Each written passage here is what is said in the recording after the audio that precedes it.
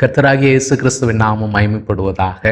நாம் இந்த பதிவிலே மரியாளை குறித்ததான கத்தோலிக்க நம்பிக்கைகளை நாம் தொடர்ந்து பேசவிருக்கிறோம்.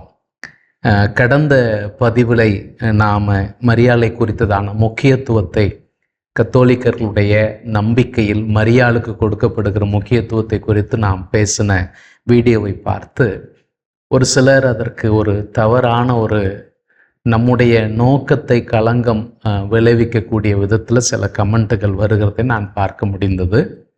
நான் ஒரு முன்னாள் கத்தோலிக்கன், I am former Roman Catholic. இன்றைக்கு என்னுடைய நம்பிக்கை கத்தோலிக்க நம்பிக்கையில் இருக்கக்கூடிய அந்த வேறுபாடுகள் என்ன என்கிற அடிப்படையில் மட்டுமே, இது ஒரு தியலாஜிக்கல் டிஸ்கஷன் என்பது மட்டுமே. கத்தோலிக்கர்கள் மரியாளை குறித்து அவர்கள் உயர்த்தி பேசக்கூடிய விஷயங்கள், வேதாகமத்தில் அதற்கு என்ன சான்றுகள் இருக்கின்றன என்பதை ஆய்வுக்கு உட்படுத்துவது, அதுதான் இதனுடைய நோக்கம். ஆகவே அந்த அடிப்படையில் தான் இதை நீங்கள் பார்க்க வேண்டும் என்பது என்னுடைய ஒரு தாழ்மையான கருத்து. இங்கே நாம் பகிரக்கூடிய ஒவ்வொரு விஷயமும் என்னுடைய தனிப்பட்ட கருத்து அல்ல. கத்தோலிக்க நம்பிக்கையை, catechism of the Catholic Church, கத்தோலிக்க மறைக்கல்வி நூல் என்ன சொல்லுகிறதோ அதை அடிப்படையாக வைத்தே இந்த பதிவுகளை நாம் செய்கிறோம். ரோமன் கத்தோலிக்க சபை சில முக்கியமான நம்பிக்கைகளை டாக்மா என்று சொல்லக்கூடிய நிலையில், அதாவது ஒருவரும் எந்த கேள்வியும் கேட்காத விதத்தில் அது வெளிப்பாடாகவே தரப்பட்டதாக அங்கீகரிக்கப்பட்ட சில முக்கியமான நம்பிக்கைகளாக அவர்கள் நம்புகிறார்கள். அந்த நம்பிக்கையை கேள்வி கேட்கிறவர்களுக்கு பரலோக வாழ்வு நிச்சயமில்லை என்கிற ஒரு நிலை அதில் இருக்கிறது. அந்த நம்பிக்கையை ஏற்றுக்கொள்ளாதவர்கள் சபிக்கப்பட்டவர்கள். ஆனால் அப்படிப்பட்ட நம்பிக்கைகள் வேதத்தின் அடிப்படையில் சரிதானா இல்லையா என்கிற ஒரு கேள்வியைத்தான் நாம் இங்கே கேட்கிறோமே ஒழிய, அவர் சரியில்லை, இவர் சரியில்லை, அவங்க தப்பு, இவங்க தப்பு, அது நம்முடைய நோக்கம் அல்ல. நம்பிக்கை சார்ந்த விஷயங்கள் வேதம் சார்ந்து வந்திருக்கிறதா, இல்லை என்று சொன்னால் வேதத்திற்கு மாறான நிலையில் இதில் மனிதனுடைய பாரம்பரிய கோட்பாடுகள் உள்ளடங்கி இருக்கிறதா, வேதம் கொடுக்காத முக்கியத்துவம் இங்கே கொடுக்கப்படுகிறதா என்கிற கேள்விக்கான பதில்தான் இது. ஆகவே திறந்த உள்ளத்தோடு கூட இதை நாம் அணுகுவது மிக நலமாக இருக்கும். அந்த வகையில் இன்றைக்கு கத்தோலிக்க நம்பிக்கையில் மிக முக்கியமாக மரியாளை குறித்து சொல்லப்படுகிற 3 முக்கியமான காரியங்கள். முதல் விஷயம் இம்மாக்குலேட் கன்செப்ஷன் என்று சொல்லுவார்கள். அதாவது அன்னை மரியாள் அவர்கள் உற்பவமான பொழுதே பாவம் இல்லாமல் உற்பவமானார் என்கிற ஒரு நம்பிக்கை. இரண்டாவதாக த பெர்பச்சுவல் வெர்ஜினிட்டி ஆஃப் மேரி, அன்னை மரியாள் நித்திய கன்னிகை. மூன்றாவதாக த பாடிலி அசம்ஷன் ஆஃப் மேரி, அன்னை மரியாளுடைய விண்ணேற்பு. இந்த 3 விஷயங்களை நாம் இன்றைக்கு பரிசீலனைக்கு உட்படுத்த போகிறோம்.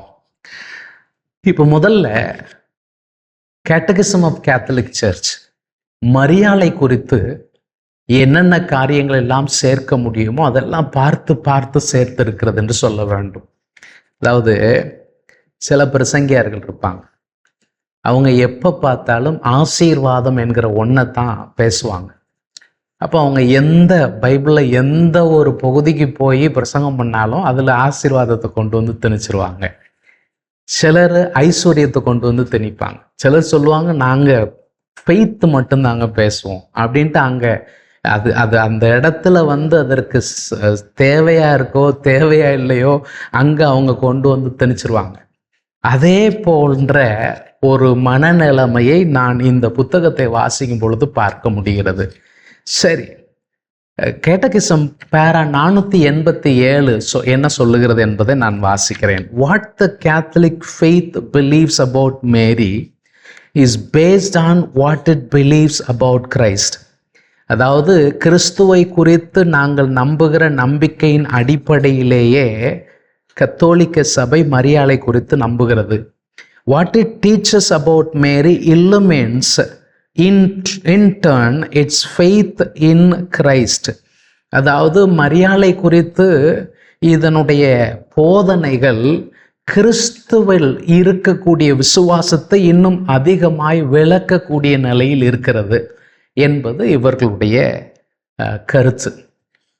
இப்போ நம்முடைய கேள்வி என்னன்னா, இன்னைக்கு நாம் பார்க்கக்கூடிய இந்த 3 விஷயங்கள் உண்மையிலேயே கிறிஸ்துவின் மீதான நம்பிக்கையின் அடிப்படையிலும் கிறிஸ்துவை உயர்த்தக்கூடிய நிலைக்காகவும் பயன்படுத்தப்பட்டிருக்கிறதா என்கிற கேள்வியை தான் நாம் கேட்க போகிறோம்.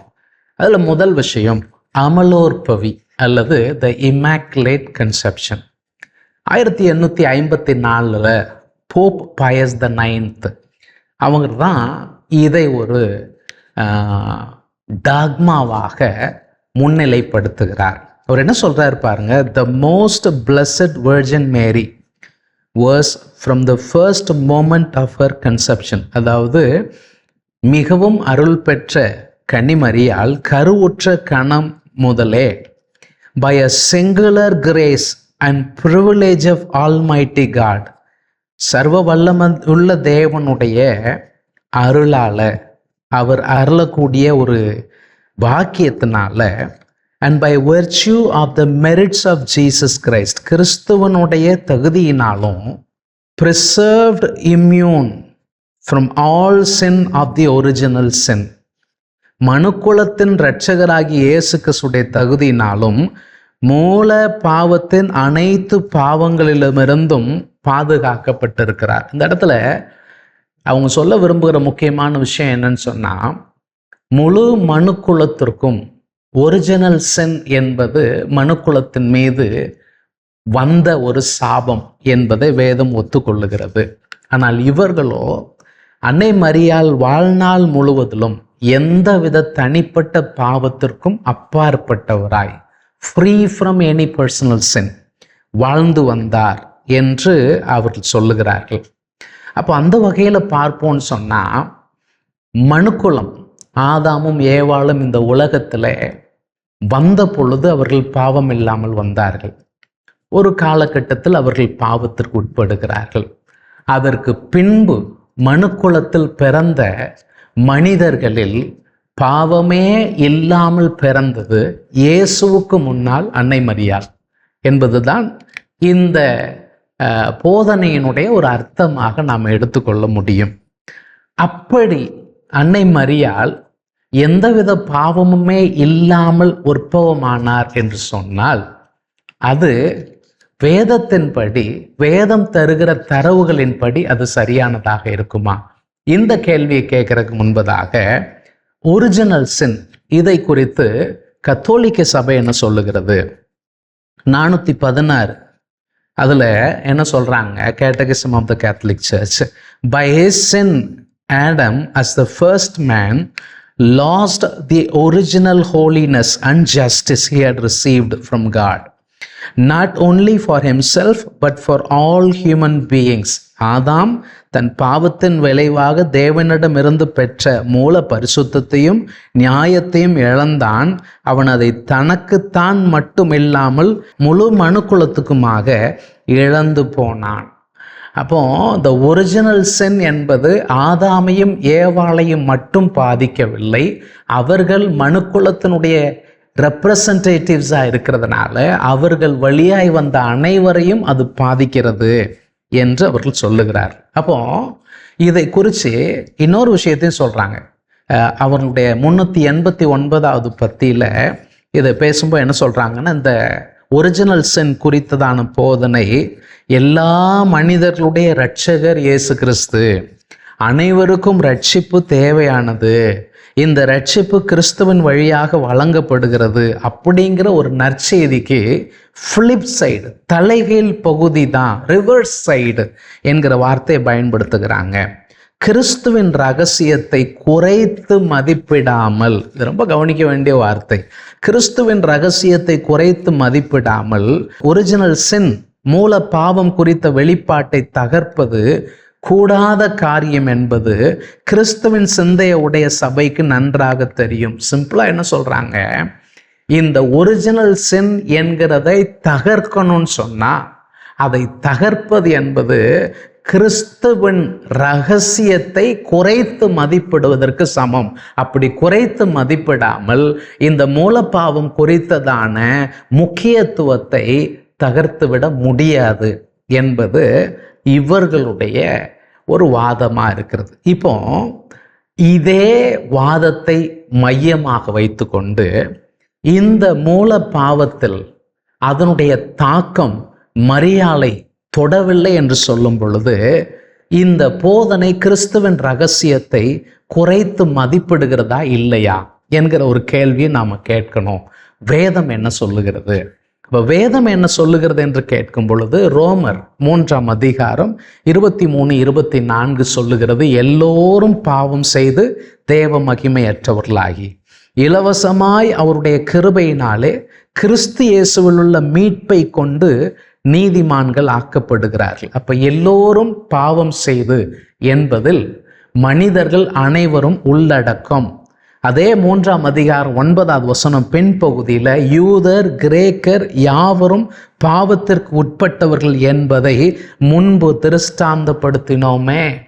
அப்போஸ்தலனாகிய பவுல் கலாத்தியருக்கு எழுதின நிருபம் 3ஆம் அதிகாரம் 22வது வசனத்துல, இயேசு கிறிஸ்துவை பற்றும் விசுவாசத்தினாலே பலிக்கிற வாக்குத்தத்தம் விசுவாசம் உள்ளவர்களுக்கு அளிக்கப்படும்படி வேதம் எல்லோரையும் ஏகமாய் பாவத்தின் கீழ் அடைத்து போட்டது.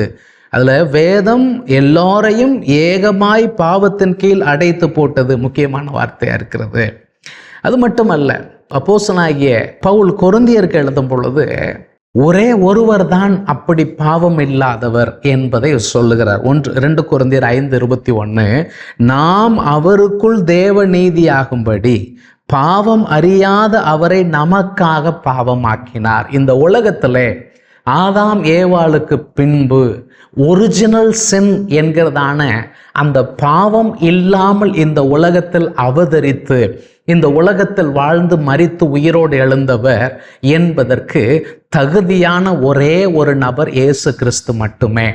இதை இன்னொரு நபருக்கு சாட்டும் பொழுது இயேசு கிறிஸ்துவின் ரகசியத்தை அது குறைத்து மதிப்பிடுகிறதற்கு சமமாகவே நான் பார்க்கிறேன். நான் மட்டுமல்ல, வேதத்தை அதன் அடிப்படையில் நம்பக்கூடிய ஒவ்வொருவரும் அவ்விதமாகத்தான் பார்க்க முடியும் என்பதில் எனக்கு சந்தேகம் இல்லை.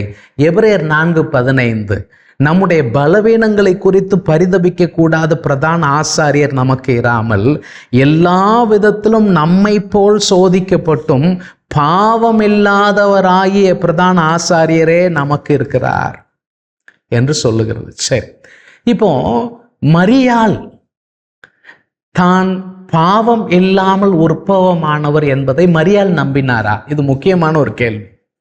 இதற்கு நாம வேதத்திலிருந்து ஏதாவது ஆதாரம் தேட முடியுமா? ஒரு சில வசனங்கள், அதாவது நேரடியாக இவர் தன்னை பாவி என்றோ இல்லை நான் இந்தந்த பாவம்லாம் செய்தேன், இவர் பாவமே செய்யவில்லை, நான் பாவமே செய்யாதவர் என்றோ இப்படி சொல்வதற்கோ அப்படி சொல்றதுக்கோ வசனங்கள் இல்லை. ஆனால் நாம we can take some inferences என்பதை இந்த இடத்துல நான் சொல்லிக்கொள்ளவும், சில காரியங்களை வேதத்தில் சொல்லியிருக்கிற சில வசனங்களை வைத்து சில முடிவுகளை நாம் வருவதற்கு வாய்ப்பு இருக்கிறது. அப்படி நாம பார்ப்போம்னு சொன்னால் லூக்கா சுவிசேஷம் 1ஆம் அதிகாரம், அங்கேதான் மரியாளுக்கு கேப்ரியல் தூதன் தரிசனமாகி அந்த பிறப்பை குறித்ததான வர்த்தமானத்தை அதை குறித்ததான நற்செய்தியை சொல்லுகிறார். மரியாள் அங்கே இருந்து தன்னுடைய உறவினர் வீட்டிற்கு செல்லுகிறார்.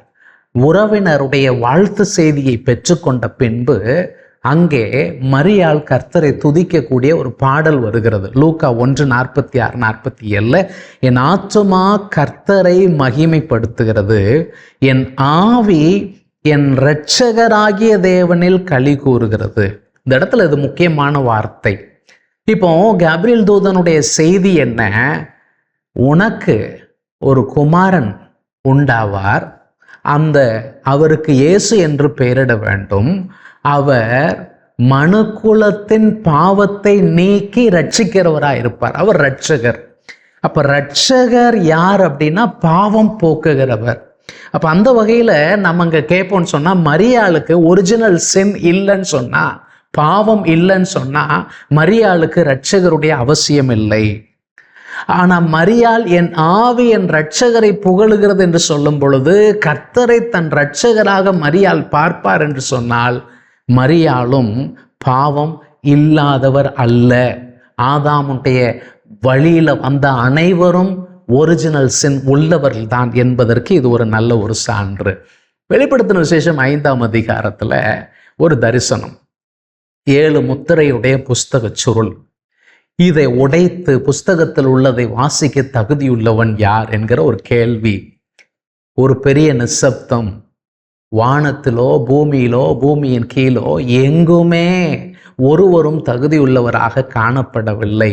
உடனே அவர் அழுகிறார். ஐயோ, யாருமே தகுதி உள்ளவர்களா இல்லையேன்னு அழுகிறார். அங்கே ஒரு தூதன் அவனை தட்டி சொல்றான், நீ கவலைப்படாத, ஒருத்தர் தகுதியுள்ளவராக இருக்கிறார் அப்படின்னு சொல்லும் பொழுது அங்கே இயேசு கிறிஸ்து வருகிறார். பாவமில்லாத மரியன்னை அங்கே வரவில்லை, இயேசு வருகிறார். அவர் அந்த புஸ்தகத்தை வாங்கின உடனே அங்கே இருந்த எல்லோரும் பாடுகிறார்கள். என்ன சொல்லி பாடுறாங்க? தேவரே புஸ்தகத்தை வாங்கவும் அதன் முத்திரைகளை உடைக்கவும் பாத்திரராக இருக்கிறீர். ஏனெனில் நீர் அடிக்கப்பட்டு சகல கோத்திரங்களிலும் பாஷைக்காரர்களும் ஜனங்களிலும் ஜாதிகளிலும் இருந்து எங்களை தேவனுக்கென்று உம்முடைய இரத்தத்தினாலே மீட்டு கொண்டு எங்கள் தேவனுக்கு முன்பாக எங்களை ராஜாக்களும் ஆசாரியர்களும் ஆக்கினீர். நாங்கள் பூமியிலே அரசாளுவோம் என்று புதிய பாட்டை பாடினார்கள்.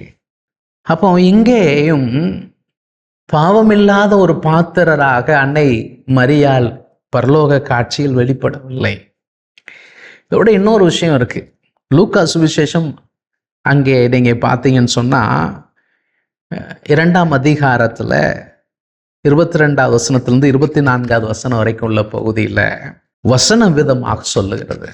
மோசேய நியாய பிரமாணத்தின் படியே, இது ரொம்ப முக்கியமான வார்த்தை, மோசேய நியாய பிரமாணத்தின் படியே அவருடைய சுத்திகரிப்பின் நாட்கள் நிறைவேறின பொழுது முதற் பேரான எந்த ஆண் பிள்ளையும் கர்த்தருக்கு பரிசுத்தமானது எண்ணப்படும் என்று கர்த்தருடைய நியாய பிரமாணத்தில் எழுதியிருக்கிறபடி அவரை கர்த்தருக்கென்று ஒப்பு கொடுக்கவும் கர்த்தருடைய நியாய பிரமாணத்தில் சொல்லி இருக்கிறபடியே 3 முறை அந்த நியாய பிரமாணங்கிற வார்த்தை வருது. ஒரு ஜோடு காட்டு புறாவையாவது 2 புறா குஞ்சுகளையாவது பலியாக செலுத்தவும் அவரை எருசலேமுக்கு கொண்டு போனார்கள். இப்போ நியாயப்பிரமாணம் சொல்லுகிறபடி நியாயப்பிரமாணம்னு 3 தடவை வருது. அந்த நியாயப்பிரமாணம் அப்படி என்னதான் சொல்லுது? அதை நீங்க பார்க்கணும்னா லேவியராகமம் 12ஆம் அதிகாரம் 1 வசனத்திலிருந்து அதான் வருகிறது. குறிப்பா நம்முடைய தேவைக்காக 6வது வசனத்திலிருந்து 8வது வசனம் வரைக்கும் உள்ள பகுதியை நாம பார்ப்போம். அவள் ஆண் பிள்ளையாவது பெண் பிள்ளையாவது பெற்றதற்காக அவளுடைய சுத்திகரிப்பின் நாட்கள் நிறைவேறின பின்பு, மரியாள் ஒரிஜினல் பாவம் இல்லாதவர் என்று சொன்னால் அவருக்கு சுத்திகரிப்பு தேவையில்லை.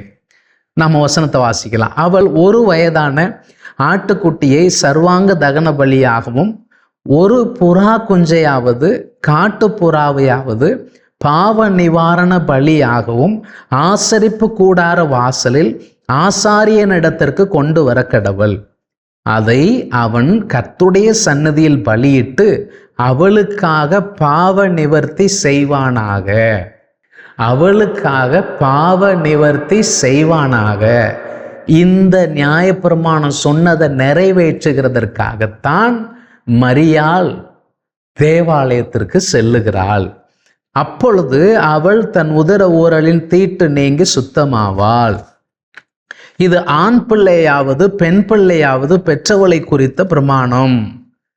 ஆட்டுக்குட்டியை கொண்டு வர அவளுக்கு சக்தி இல்லாதிருந்தால், ஒருவேளை பொருளாதார வசதி இல்லாம இருந்துச்சுன்னு சொன்னா 2 காட்டு புறாக்களையாவது 2 புறா குஞ்சிகளையாவது ஒன்றை சர்வாங்க தகன பலியாகவும் மற்றொன்றை பாவ நிவாரண பலியாகவும் கொண்டு வர கடவுள்.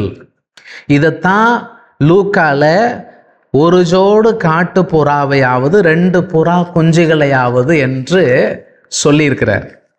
அது தொடர்ந்து 12ஆம் அதிகாரம் 6 முதல் 8வது வசனம் சொல்லுகிறது, அதனால் ஆசாரியன் அவளுக்காக பாவ நிவர்த்தி செய்ய கடவன், அப்பொழுது அவள் சுத்தமாவாள் என்று சொல் என்றார். இப்ப மரியாள் காட்டுப்புறாவையாவது 2 புறா குஞ்சுகளாவது பலி செலுத்த கொண்டு சென்றது எதற்காக? லேவியர் ஆகமத்தின் வசனத்தின்படி பார்த்தா பாவ நிவர்த்திக்காகத்தான் என்பது நமக்கு தெளிவாக தெரிகிறது. அப்போ இந்த வசனங்களை எல்லாம் மரியாள் பிரமாணத்தின் அடிப்படையில் செய்திருப்பார் என்று சொன்னால், அவர் தான் பாவமே இல்லாமல் உற்பவமானார் என்பதை அவரே நம்பவில்லை என்றுதான் நாம் நினைக்க வேண்டியிருக்கிறது. ரோமர் 5ஆம் அதிகாரம் 12வது வசனம் சொல்லுகிறது, ஒரே மனுஷனாலே பாவமும் பாவத்தினாலே மரணமும் உலகத்தில் பிரவேசித்தது போலவும் எல்லா மனுஷரும் பாவம் செய்தபடியால் மரணம் எல்லாருக்கும் வந்தது போலவும் இதுவும் ஆயிற்று. அப்போ ஆதாமின் வம்ச வழியில் வந்த எந்த ஒரு மனிதனும் ஒரிஜினல் சின் என்று சொல்லப்படுகிற அந்த பாவத்தினால் பாதிக்கப்படாதவன் இல்லவே இல்லை. அது அன்னை மரியாளுக்கும் பொருந்தும். பாதிக்கப்படாத ஒரே நபர் இயேசு கிறிஸ்து மட்டுமே. இரண்டாவது, the perpetual virginity of Mary. கத்தோலிக்க மறைக்கல்வி 510 இவ்விதமாக சொல்லுகிறது, மேரி remained a virgin in conceiving her son, a virgin in giving birth to him, a virgin in carrying him, a virgin in nourishing him at her breast, always a virgin. அன்னை மரியாள் இயேசு கிறிஸ்துவை உற்பவிக்கிற பொழுது கன்னியாக இருந்தார் என்பதை எல்லோரும் ஏற்றுக்கொள்ளுகிறோம். இது கன்னி பிறப்பாக இயேசு கிறிஸ்து உலகத்திற்கு வந்தார் என்பதை எல்லோரும் ஏற்றுக்கொள்ளுகிறோம். ஆனால் அதற்கு பின்பு அன்னை மரியாள் குடும்ப வாழ்வு அதற்கு உட்பட்டாரா இல்லையா என்பதுதான் இன்றைக்கு கேள்வியா இருக்கக்கூடிய ஒரு விஷயம். அப்ப அந்த வகையில பார்ப்போமே என்று சொன்னால் வேதம் என்ன சொல்லுகிறது என்பதை நாம் கவனிக்கணும். கத்தோலிக்க மறை நூல் 499வது பேரா விதமா சொல்லுகிறது, and so the liturgy of the church celebrates Mary as I Parthenos, the ever virgin. எப்பொழுதுமே கன்னிகையாக, நித்திய கன்னிகையாக இருக்கிறார் என்று சொல்லி கத்தோலிக்க நம்பிக்கை அதை கொண்டாடுகிறது என்று சொல்லுகிறார்கள். இப்போ வேதம் நமக்கு என்ன சொல்லுகிறது?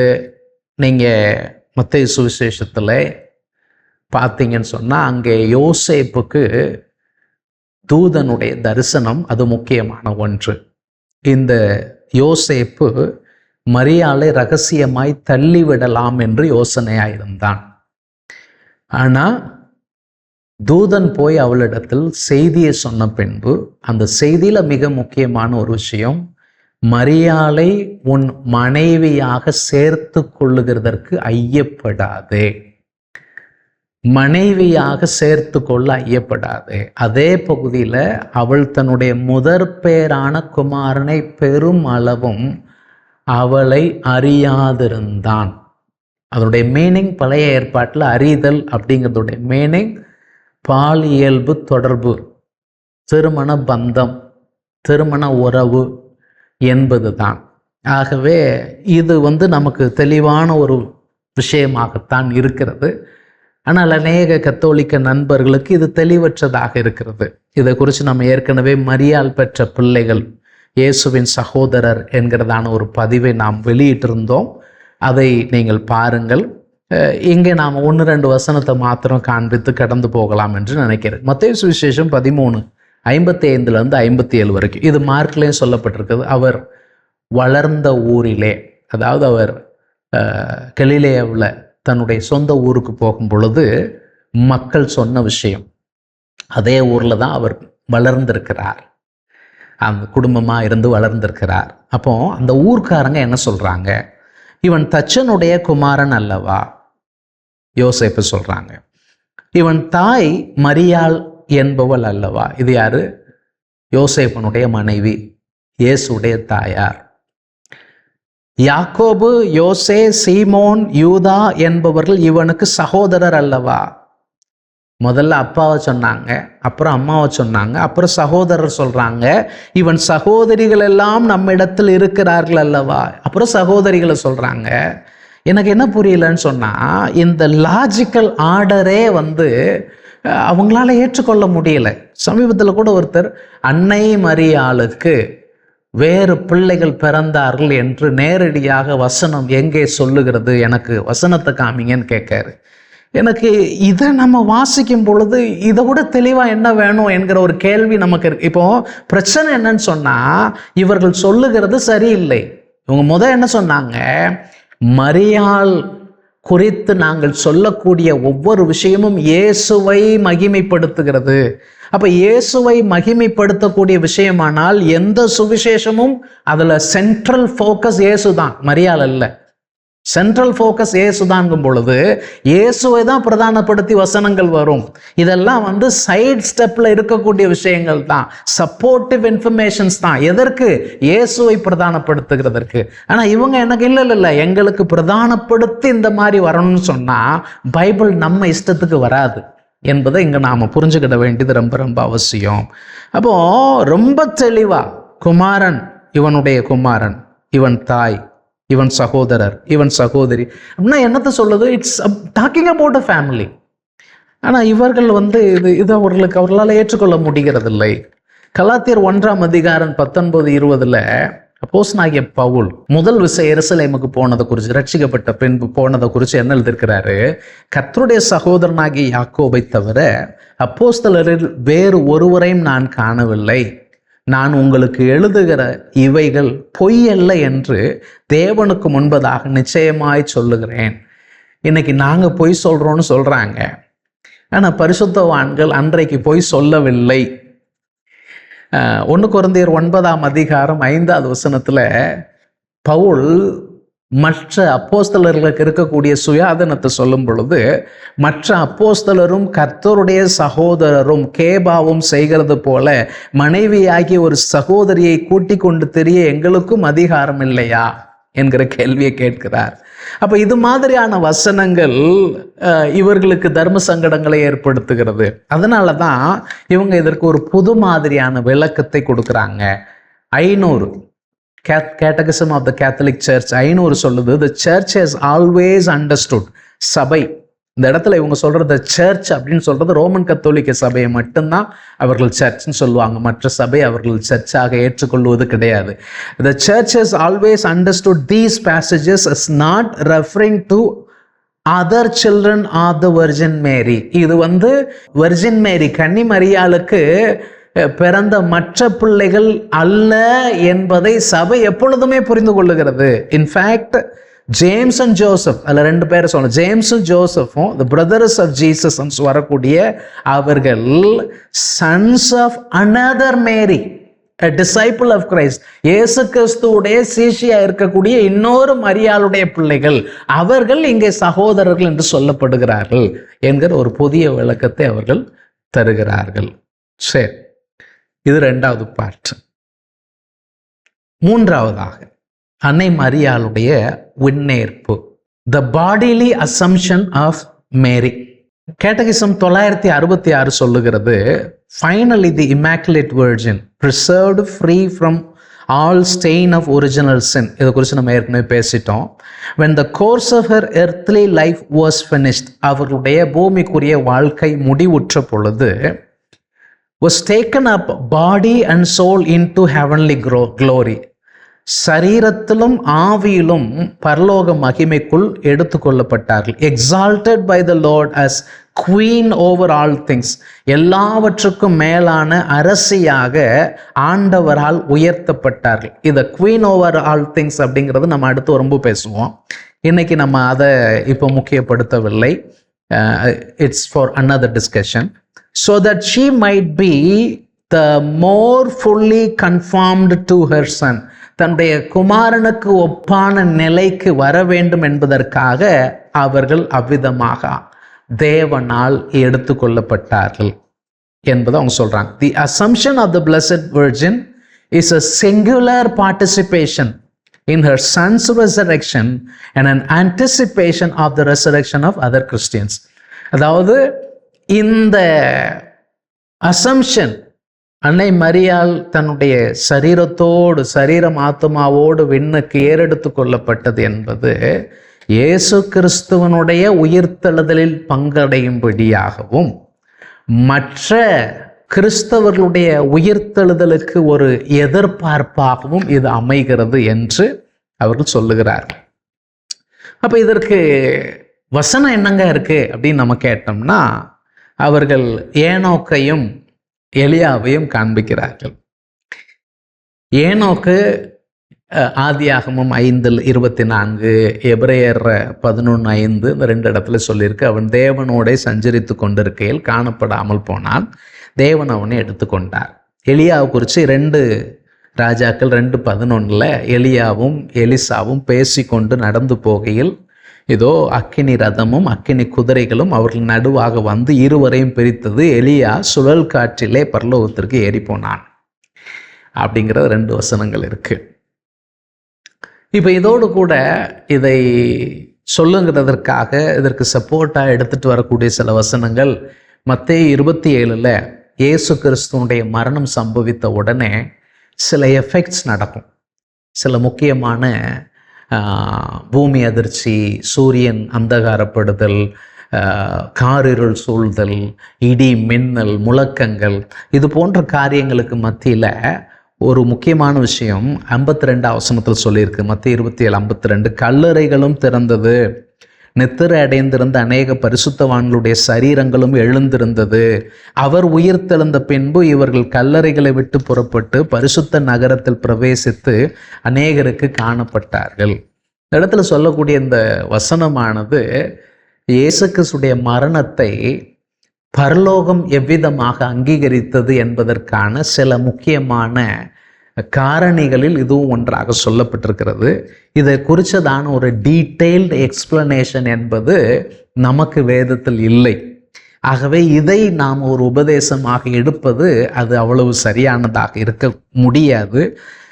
அவருடைய சரீரங்கள் எழுந்திருந்தால் கூட இயேசு உயிர்த்தெழுந்த பின்புதான் இவர்கள் போய் பரிசுத்த நகரத்தில் பிரவேசித்து அநேகருக்கு காணப்பட்டார்கள் சொல்லியிருக்கு. இவர் யாருக்கு காணப்பட்டு இருப்பார்கள் என்பதை யூகம் பண்ண வேண்டும். இந்த இடத்துல அநேகர் என்று சொல்லுகிறது, அநேகர் என்பதுதான் எல்லா மரித்து போனவர்களும் அல்ல என்பதை நீங்கள் புரிஞ்சுக்கணும். இப்போ அநேகருக்கு காணப்பட்டார்கள் என்று சொன்னால் இவர்கள் இயேசுவை விசுவாசித்தவர்களாகத்தான் இருந்திருக்க வேண்டும். அவர்களுக்குத்தான் இயேசு உயிர்த்தெழுந்த திருஷ்டாந்தத்தை அவர்கள் சொல்லி இருப்பதற்கு வாய்ப்பு இருக்கிறது. இதற்கு மேலே இதை நம்ம யூகம் பண்ணுவது சரியாக இருக்காது. நம்முடைய உயிர்த்தெழுதை குறித்து வேதத்தில் நிறைய வசனங்கள் இருக்கிறது. 1 கொரிந்தியர் 15 மிக முக்கியமான ஒன்று. இப்போ இந்த விண்ணேற்பு சம்பந்தமான ஒரு வசனமாக சொல்லுவோன்னா 1 தெசலோனிக்கேயர் 4:17 மரித்த பரிசுத்தவான்களை குறித்து நீங்கள் வருத்தப்படாதீங்க. ஏன்னு சொன்னால் எக்காலம் ஊதப்படும் பொழுது கிறிஸ்துவுக்குள் மரித்தவர்கள் முதலாவது எழுந்திருப்பார்கள், பின்பு 17வது வசனம் உயிரோடு இருக்கும் நாமும் கர்த்தருக்கு எதிர்கொண்டு போக மேகங்கள் மேல் அவர்களோடே கூட ஆகாயத்தில் எடுத்துக்கொள்ளப்பட்டு இவ்விதமாய் எப்பொழுதும் கர்த்தருடனே கூட இருப்போம். இப்போ அன்னை மரியாள் சரீரத்தோடு கூட விண்ணேற்பு அடைந்தார்கள் என்பதை அவர்கள் ஊர்ஜிதப்படுத்த வேண்டும் என்பதற்காக அன்னை மரியாளுக்கு அவர்கள் கொடுக்கக்கூடிய ஒரு பட்டம் என்னன்னு கேட்டிங்கன்னா, the ark of the new covenant, புதிய உடன்படிக்கையின் உடன்படிக்கை பெட்டி என்கிற ஒரு வார்த்தையை பயன்படுத்துகிறாங்க. அப்போ அது சொல்லும்போது என்ன சொல்கிறாங்கன்னா, உடன்படிக்கை பெட்டியை பழைய ஏற்பாட்டில் எப்படி செய்தார்கள் பார்த்திங்கன்னா, அது முழுவதும் ஒரு ரொம்ப அற்புதமான நல்ல தரமான மர வேலைப்பாடு, அதன் மேலே பரிசுத்தமான பொன், சுத்த பொன் இருந்தது. எதுக்காக அது? ஏன்னா அதற்குள்ளே தான் 10 கட்டளைகளும் மன்னாவும் ஆறுனுடைய துளிர்த்தக்கோளும் இருந்தன. அப்போ அது அவ்வளோ பரிசுத்தமாக வைக்கப்பட்டது போல இயேசுவை சுமக்க வேண்டிய அன்னை மரியாள் இது போன்று பரிசுத்தமாக இருப்பது என்பது உகந்ததாக இருக்கும் என்ற ஒரு யூகத்தை கொண்டு வராங்க. நிச்சயமாக இதற்கும் அதற்கும் சரியான ஒரு ஒப்புமை இருக்குமா என்று சொன்னால் அது அது அது ஒப்புமைக்கு உகந்த ஒரு நிலையில் இருப்பது போல நமக்கு அது தெரியவில்லை. ஏன்னா இவங்க பொதுவாகவே இந்த வசனங்களை நேரடியாக எடுத்து சொல்லக்கூடிய நிலையில் இல்லாததுனால் டைப்பாலஜி என்று சொல்லக்கூடிய விதத்தில் ஆங்காங்கே இருக்கக்கூடிய உருவகங்களை எடுத்து இல்லாத ஒன்றை இருப்பது போல அவர்கள் உருவகப்படுத்துகிறார்கள். இதில் தொடர்ந்து என்ன சொல்கிறாங்கன்னு கேட்டால், இந்த உடன்படிக்கை பெட்டியானது திடீரென்று ஒரு குறிப்பிட்ட காலத்தில் மறைந்து போனதாக மக்கபேயு என்கிறதான புத்தகத்தில் எழுதியிருக்கிறது. அப்படி மறைந்து போன அந்த உடன்படிக்கை பெட்டி என்பது சிறிது காலம் மறைந்து போய் பின்பு வெளிப்படுத்தப்பட்டது என்று சொல்லுகிறார். ஆனால் உண்மையிலேயே நாம் வாசித்த அந்த பகுதியெல்லாம் பார்த்திங்கன்னா, ஆசாரியனிடத்தில் இயேசுவின் தாயார் போயிருக்கிறாங்க. அங்கே பலி செலுத்தப்பட்டிருக்கிறது. இயேசு மரித்த பொழுது தேவாலயத்தின் திரைச்சீல் 2ஆக கிழிந்தது, மேலிருந்து கீழே வரைக்கும் 2ஆக கிழிந்தது. அப்போ அங்கே உடன்படிக்கை பெட்டி இருந்திருக்க வேண்டும். அப்போ இவங்க என்ன சொல்கிறாங்க, குறிப்பிட்ட காலத்துக்கு உடன்படிக்கை பெட்டி காணப்படாமல் போயிற்று. அப்படி காணப்படாமல் போனது பரலோகத்தில் வெளிப்படுத்தின விசேஷம் 11ஆம் அதிகாரம் 19ஆம் வசனத்தில் அங்கே பரலோகத்தில் அந்த உடன்படிக்கை பெட்டி காணப்பட்டது. உண்மையிலே இது அப்படி நம்ம எடுத்துக்கிடக்கூடாது. நீங்கள் எபிரேயர் 7ஆம் அதிகாரத்தை பார்த்தீங்கன்னா சொல்லி இருக்கிறது, இது பரலோகத்தில் இருக்கக்கூடிய நிஜத்தினுடைய நிழல் தான் இந்த பூமியில் இருக்கிறது.